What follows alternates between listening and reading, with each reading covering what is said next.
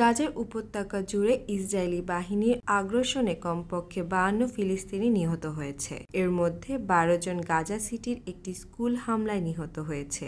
এছাড়া দেল এল বালা শহরের একটি মার্কেটে হামলার ঘটনায় আরও 9 জন নিহত হয়েছে। আল জাজিরার এক প্রতিবেদনে এ তথ্য জানানো হয়। মার্কিন পররাষ্ট্রমন্ত্রী অ্যান্টনি ব্লিংকেন যুদ্ধবিরতি চুক্তির আহ্বান জানিয়েছেন, তবে ইসরায়েল এবং হামাসের মধ্যকার এই চুক্তির বিষয়টি নিশ্চিত না করেই তিনি মধ্যপ্রাচ্য সফর শেষ করেছেন। এদিকে ইসরায়েলের ইয়দিয়ত আরোনত পত্রিকায় জানিয়েছে 6 ইসরায়েলি বন্দীর মরদেহ মঙ্গলবার গাজা থেকে উদ্ধার করা হয়েছে। সম্ভবত খান ইউনিসে ইসরায়েলি সামরিক হামলার সময় একটি টানেলের গ্যাস লিক থেকে তাদের মৃত্যু হয়েছে বলে ধারণা করা হচ্ছে। এর আগে মার্কিন পররাষ্ট্রমন্ত্রী অ্যান্টনি ব্লিংকেন জানান, যুদ্ধবিরতির প্রস্তাবে রাজি হয়েছে নেতানিয়াহু। এরপরই হামাসকেও তা মেনে নেওয়ার অনুরোধ জানান তিনি। সোমবার তেল আবিবে অবস্থানকালে ব্লিংকেন বলেন, নেতানিয়াহুর সঙ্গে তার খুবই কার্যকর বৈঠক হয়েছে। সেখানে নেতানিয়াহু তাকে জানিয়েছেন যুক্তরাষ্ট্রের যে যুদ্ধবিরতি প্রস্তাব দিয়েছে তা তিনি মেনে নিচ্ছেন।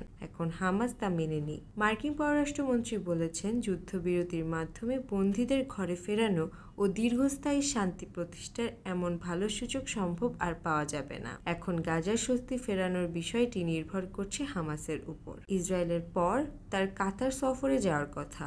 কাতার ও ইসরায়েল হামাসের মধ্যস্থানে গুরুত্বপূর্ণ ভূমিকা পালন করছে। কাতারের সঙ্গে তিনি যুদ্ধবিরতি ও তার পরবর্তী পদক্ষেপ নিয়ে আলোচনা করবেন। জানা গেছে, চলতি সপ্তাহের শেষ দিকে মিশরের যুদ্ধবিরতি নিয়ে আলোচনা হবে।